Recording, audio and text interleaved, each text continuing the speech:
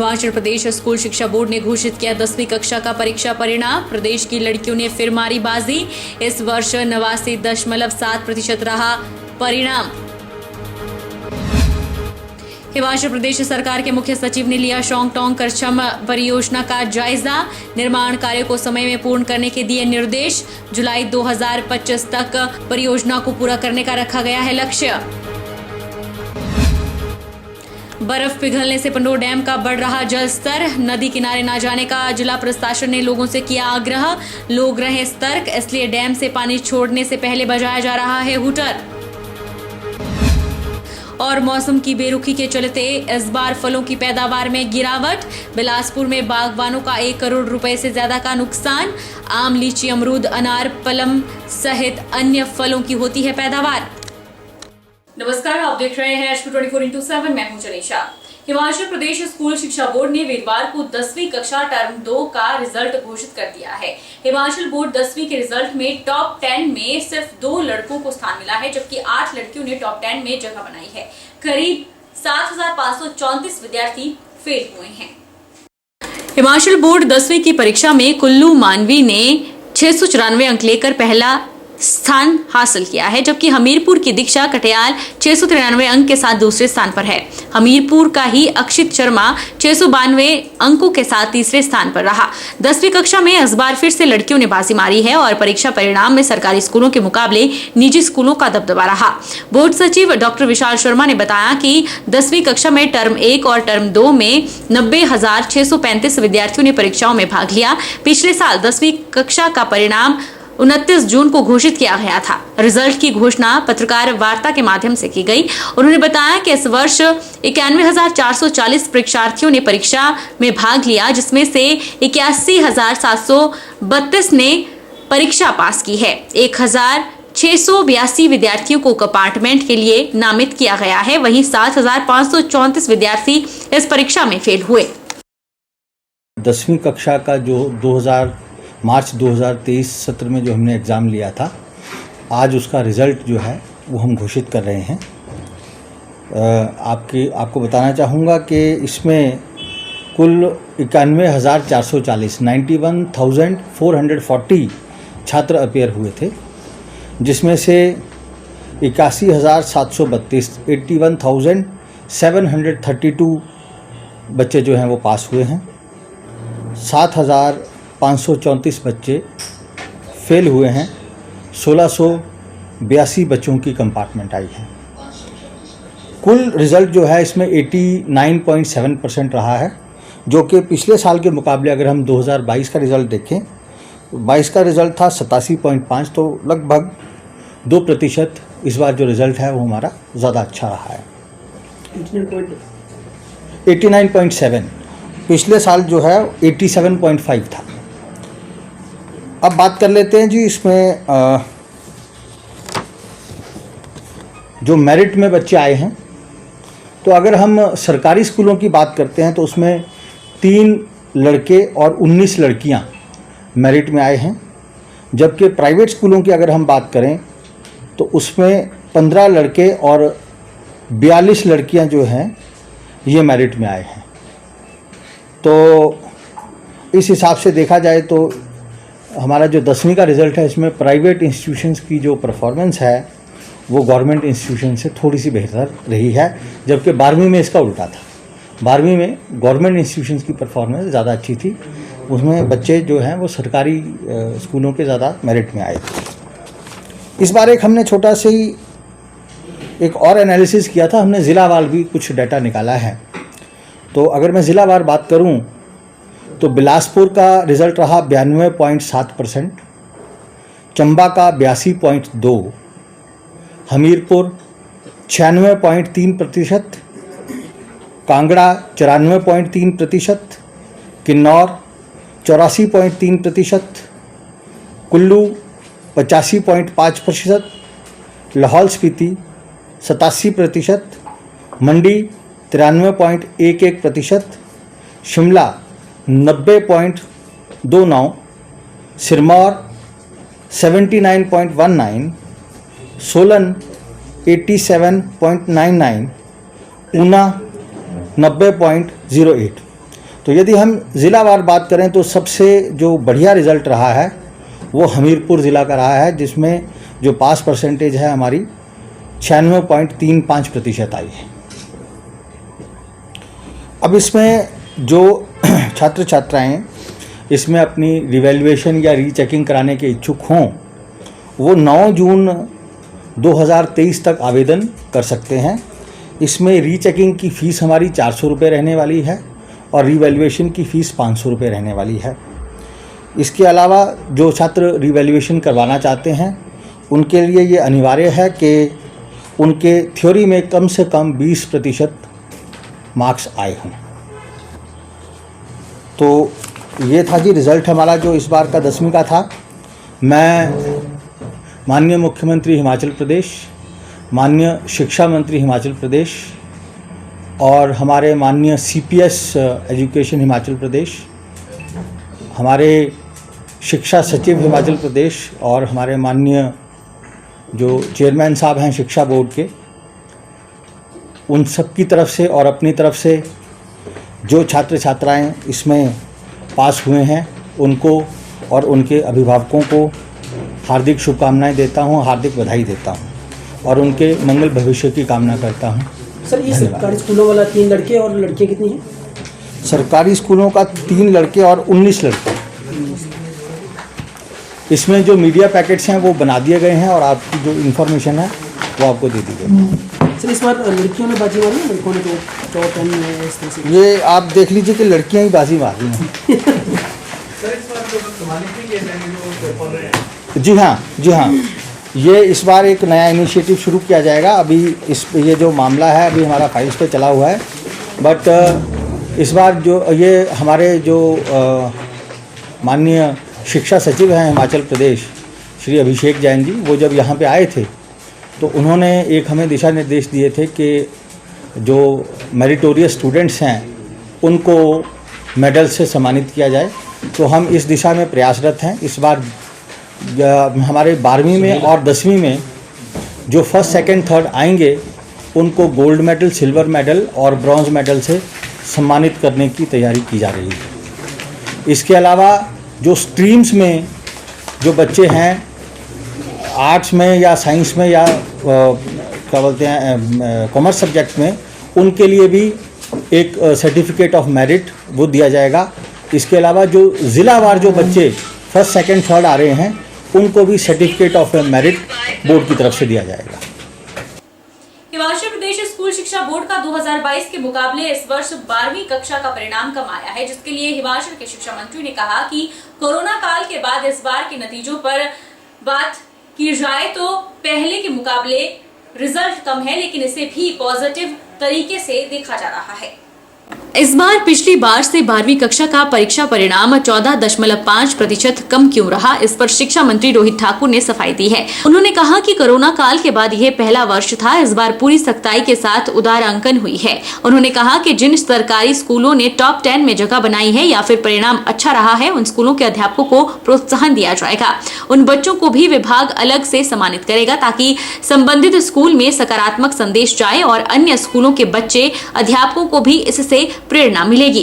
इसी के साथ जो भी कमियां रही हैं उन्हें आगे भविष्य में सुधारने का प्रयास किया जाएगा।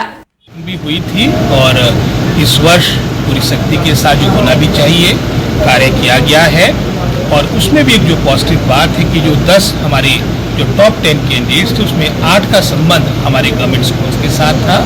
मेरी सुबह भी माननीय मुख्यमंत्री से चर्चा हुई, विशेष रूप से ऐसे स्कूल्स हमारे सरकारी स्कूल्स जहाँ पर परफॉर्मेंस रिजल्ट्स अच्छे आए हैं वहाँ के हम टीचर्स को भी प्रोत्साहन देंगे। वहाँ जिन बच्चों ने उत्तीर्ण किया है उनको तो निश्चित रूप से मैं समझता हूँ किसी न किसी रूप से विभाग अलग से मैं समझता हूँ उनको इनकरेज करेगा। वहाँ विद्यालय के लिए भी हम किस तरह से नई चीज़ों को वहाँ पर ला सकते हैं ताकि जो मौजूदा हमारे स्कूल्स हैं उनमें तो एक पॉजिटिव मैसेज जाएगा और अन्य जो हमारे इंस्टीट्यूशंस हैं हमारे अध्यापक के उनको भी एक प्रेरणा मिलेगी। इस सोच के साथ हम आगे चलेंगे और इसको जो कमियां रही है वर्तमान में आगे उसको सुधारने का हर संभव प्रयास होगा। बिजली बोर्ड के कर्मचारी कर्मचारियों को अभी तक ओपीएस के दायरे से बाहर रखा गया है, जिसके चलते बोर्ड के कर्मचारियों में खासा रोष है। कर्मचारियों ने ओपीएस बहाली की मांग को लेकर बिजली बोर्ड मुख्यालय के बाहर धरना प्रदर्शन किया और अधिकारियों पर कर्मचारियों के हक को मारने के आरोप जड़े। हिमाचल प्रदेश बिजली बोर्ड कर्मचारी भी धरने प्रदर्शन पर उतर आए हैं। हिमाचल प्रदेश बिजली बोर्ड कर्मचारी संघ के महासचिव हीरालाल वर्मा ने बताया कि मुख्यमंत्री कई बार बिजली बोर्ड के कर्मचारियों को ओपीएस बहाली की घोषणा कर चुके हैं। बावजूद इसके बोर्ड के अधिकारी गंभीर नहीं हैं। लगभग 10,000 के आसपास बिजली बोर्ड के कर्मचारी पुरानी पेंशन योजना से महरूम हो गए हैं, जबकि दूसरे निगमों और बोर्ड के कर्मचारी ओपीएस के दायरे में आ चुके हैं। लेकिन बिजली बोर्ड के कर्मचारियों से सौतेला व्यवहार हो रहा है, जिसके खिलाफ आज कर्मचारी इकट्ठे हुए हैं और अगर शाम तक कर्मचारियों के लिए ओपीएस बहाली की अधिसूचना जारी नहीं होती है तो प्रदेश में एक बड़ा आंदोलन छेड़ा जाएगा।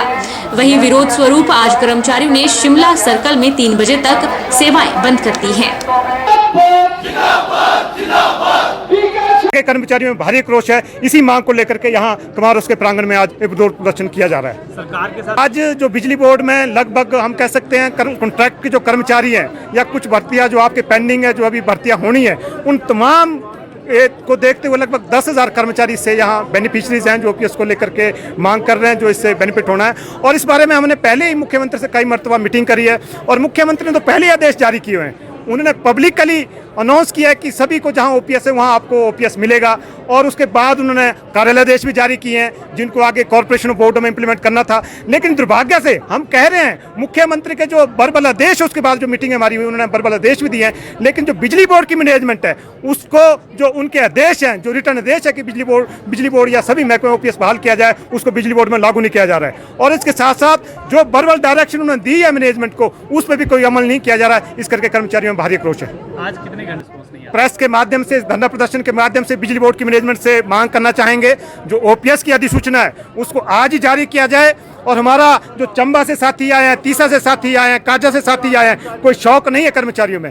कर्मचारी क्रोश के कारण यहाँ आए हैं और अगर आप कार्यालयादेश जारी करते हो ओपीएस का, आज ही कर्मचारी यहाँ जो धरना स्थल है इसको खत्म करेंगे और हम उम्मीद करेंगे कि मैनेजमेंट इसमें आगे बढ़े। अगर नहीं बढ़ती है, क्योंकि ये आप आज जो धरना प्रदर्शन है इसमें आपका प्रोजेक्ट इंजीनियर भी है, पावर इंजीनियर भी है, डिप्लोमा इंजीनियर भी है और बाकी एसोसिएशन भी है, ड्राइवर एसोसिएशन भी है। हम तमाम एसोसिएशन फैसला लेंगे और अगर बिजली बोर्ड की मैनेजमेंट इसमें आगे नहीं बढ़ेगी, हम प्रदेश व्यापी कोई बड़े आंदोलन का ऐलान करेंगे जिसको आपको प्रेस के माध्यम से शाम तक बता दिया जाएगा।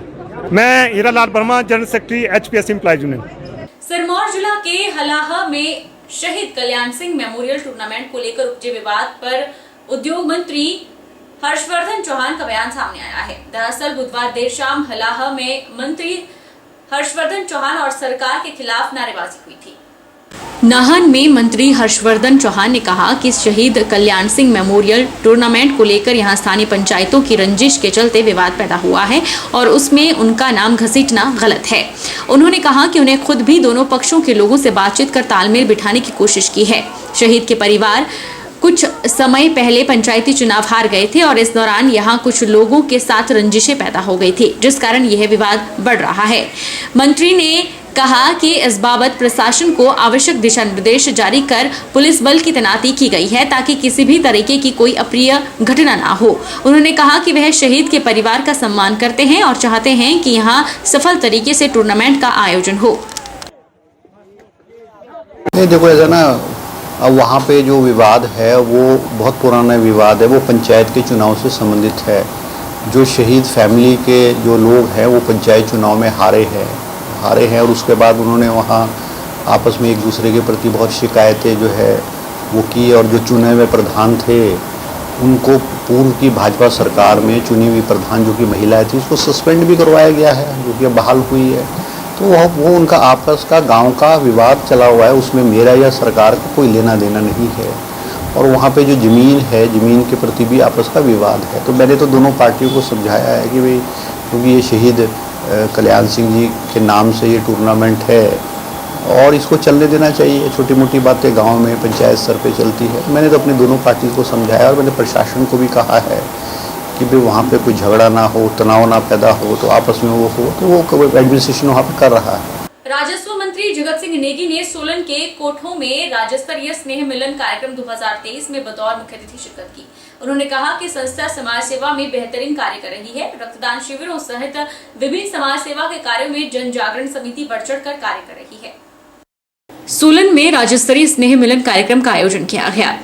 इस कार्यक्रम में राजस्व मंत्री जगत सिंह नेगी मौजूद रहे। राज्य स्तरीय स्नेह मिलन कार्यक्रम के दौरान सभी जिलों के लोगों ने भी भाग लिया। इस दौरान विभिन्न क्षेत्रों में सर्वश्रेष्ठ कार्य करने वाले लोगों को सम्मानित भी किया गया। राजस्व मंत्री जगत सिंह नेगी ने बताया कि यह संस्था मानवता की सेवा में सर्वश्रेष्ठ कार्य कर रही है। बागवानी मंत्री ने एक सवाल के जवाब में कहा कि बागवानी क्षेत्र में मिलने वाले उपदान को जल्द दिया जाएगा। भाजपा के समय के केस भी उपदान के लिए लंबित पड़े हैं। सभी उपकरणों पर जल्द सब्सिडी दी जाएगी, ऐसा सरकार का प्रयास है और इस पर कार्य किया जा रहा है। जो हमारा ये संस्था है स्वर्णिम हिमाचल, इन्होंने जो है हमारे समाज कल्याण में बहुत सारे कार्य किए हैं, जिसमें जो है ब्लड डोनेशन से लेकर स्वच्छता से लेकर और नशा से लेकर हर मतलब जो पहलू समाज में ज़रूरी है उस पे इनका बहुत अच्छा काम रहा है और समाज को लाभकारी रहा है। जैसे आप बागवानी मंत्री भी है, जो बागवानी उपकरण है उस पर सब्सिडी 2-3 साल बाद आ रही है, तो हाँ ये बात बिल्कुल सही है। पिछली सरकार के समय का जो है 2020 से भी लंबित पड़े हैं, तो अब हमारे ऊपर है ये बर्डन भी। इसको हम तेज़ी से कोशिश करेंगे कि जो पेंडिंग केसेस है, बकाया जो बागवानों का है, उसको शीघ्र देने के। सिविल अस्पताल सुजानपुर में आने वाले रोगियों को बेहतरीन स्वास्थ्य लाभ मिले, इसके लिए प्रदेश सरकार काम कर रही है। आने वाले दिनों में 50 बेड की क्षमता वाले इस अस्पताल को 100 बेड वाला बनाया जाएगा। यह बात सुजानपुर विधायक राजेंद्र राणा ने सिविल अस्पताल सुजानपुर के निरीक्षण के दौरान कही। सुजानपुर के विधायक राजेंद्र राणा ने सिविल अस्पताल सुजानपुर का निरीक्षण किया। उन्होंने कहा कि रोगियों को बेहतर सुविधा मिल सके, इसके लिए प्रदेश सरकार प्रयास कर रही है। उन्होंने कहा कि 50 बेड की क्षमता वाले सिविल अस्पताल को 100 बेड की क्षमता वाला बनाने की कार्रवाई प्रारंभ कर दी गई है। विधायक ने बताया कि सिविल अस्पताल सुजानपुर का दौरा किया गया है, कुछ कमियां सामने आई है, उनको दूर किया जाएगा। सिविल अस्पताल सुजानपुर, कांगड़ा, मंडी और हमीरपुर के लोगों को सुविधा दे रहा है। मुख्यमंत्री ने 50 बेड से इसे 100 बेड की क्षमता करने के निर्देश दिए हैं, जिसके अनुसार काम किया जा रहा है।